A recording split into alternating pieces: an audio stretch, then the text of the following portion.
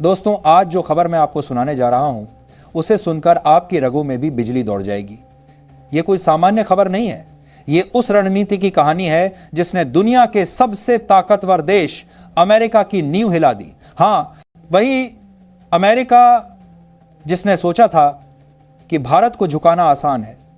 वही ट्रंप प्रशासन जिसने अपने अहंकार में डूबकर भारत पर 50% का भारी भरकम टैरिफ लगा दिया और यह मान बैठा कि अब भारत की कमर टूट जाएगी। लेकिन कहते हैं ना, इतिहास गवाह है कि भारत नाम का यह देश जब भी संकट में आता है तब उसने ऐसा पलटवार किया है कि पूरी दुनिया दंग रह गई। और इस बार भी कुछ ऐसा ही हुआ। अमेरिका ने सोचा था कि भारत घुटनों के बल गिर जाएगा, लेकिन भारत ने ऐसा खेल खेला कि ट्रंप और उनके रणनीतिकार खुद अपने ही जाल में फंस गए। ट्रंप का 50% टैरिफ जो भारत को तोड़ने के लिए लगाया गया था, वही भारत का ब्रह्मास्त्र बन गया। जी हां, वही ब्रह्मास्त्र जिसने वॉशिंगटन से लेकर बीजिंग तक खलबली मचा दी। दोस्तों, यह कोई आम खेल नहीं था। यह था ऑपरेशन चक्रव्यूह, भारत का सबसे गुप्त और सबसे शक्तिशाली आर्थिक मिशन।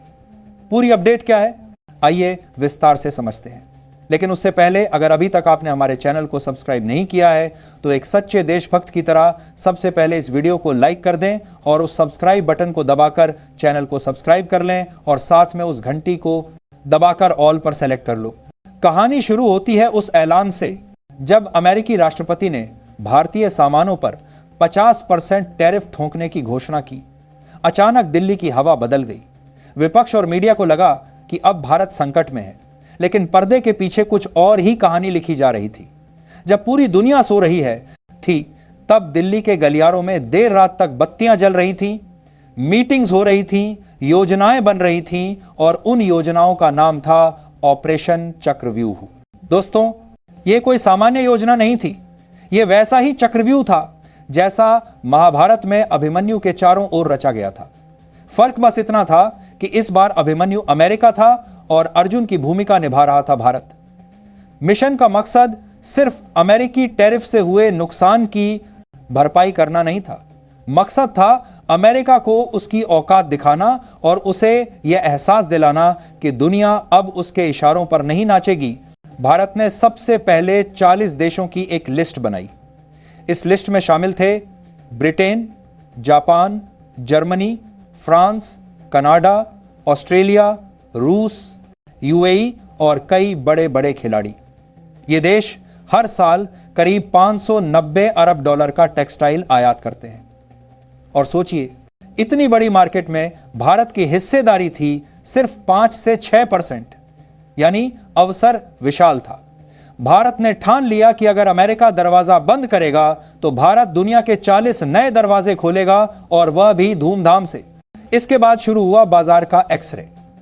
हर देश में लोगों की पसंद क्या है, कौन सा फैब्रिक चलता है, कौन सा रंग बिकता है और फैशन का आने वाला ट्रेंड कैसा होगा।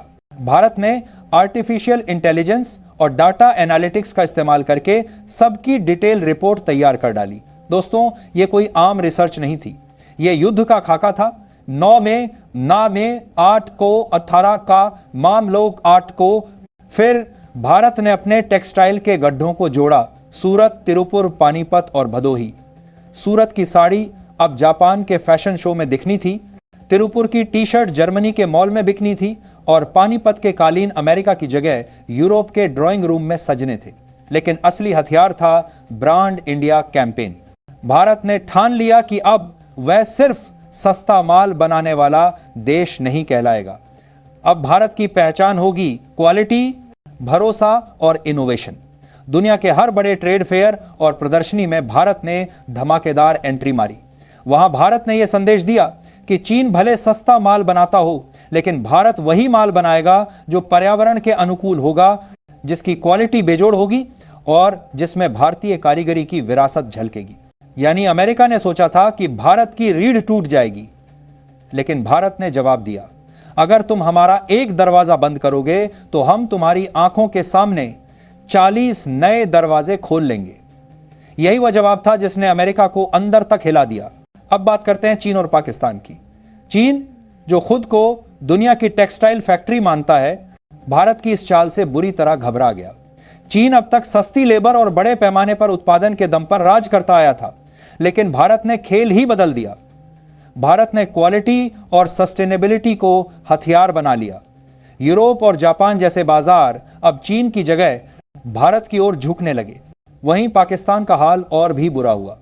उसकी अर्थव्यवस्था कपड़ा निर्यात पर टिकी है, लेकिन जब भारत ने इन 40 देशों पर कब्जा करना शुरू किया तो पाकिस्तान के लिए जगह ही नहीं बची। भारत की क्वालिटी, उत्पादन क्षमता और आक्रामक रणनीति के आगे पाकिस्तान का कपड़ा कहीं टिक ही नहीं पाया। पाकिस्तान के लिए यह दोहरी मार थी। एक तरफ उसका दुश्मन और ताकतवर हो रहा था और दूसरी तरफ उसका अपना बाजार सिकुड़ रहा था। लेकिन दोस्तों, असली घबराहट अमेरिका की थी। अमेरिका ने सोचा था कि भारत दबाव में आकर झुक जाएगा, लेकिन भारत ने झुकने के बजाय नए रास्ते खोज लिए। अब अमेरिका को यह डर सताने लगा कि अगर भारत यूरोप और एशिया के इन देशों पर कब्जा कर लेता है तो अमेरिकी बाजार अपनी अहमियत खो देगा। अमेरिकी कंपनियों को भी क्वालिटी वाला माल भारत से ही चाहिए। अगर भारत ने अपना निर्यात मोड़ दिया तो अमेरिकी इंपोर्टर्स को तगड़ा झटका लगेगा। यही कारण था कि वॉशिंगटन में बैठकर अमेरिका ने इमरजेंसी मीटिंग शुरू कर दी। विशेषज्ञ कहने लगे कि यह लूज लूज सिचुएशन है, यानी हार किसी की भी हो, नुकसान अमेरिका का ही होगा। अब बात करते हैं भारत की कूटनीतिक चालों की। भारत ने रूस के साथ ऊर्जा सौदे पक्के कर दिए। डॉलर की जगह नए सिस्टम से भुगतान शुरू कर दिया। अफ्रीका के देशों के साथ कृषि और खनन के करार हुए। एशिया के छोटे देशों को रक्षा और तकनीक में साझेदारी दी गई। यूरोप के कुछ देशों ने भी भारत की ओर देखना शुरू कर दिया। और तो और, सूत्रों के मुताबिक भारत ने उस यूरोपीय देश के साथ गुप्त वार्ता शुरू की है जो दशकों से अमेरिका का सबसे वफादार सहयोगी रहा है।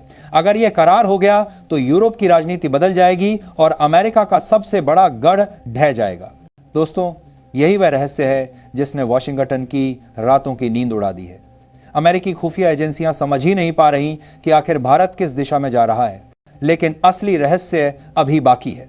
सूत्र कहते हैं कि भारत ने एक गुप्त रक्षा और तकनीकी कार्यक्रम शुरू किया है।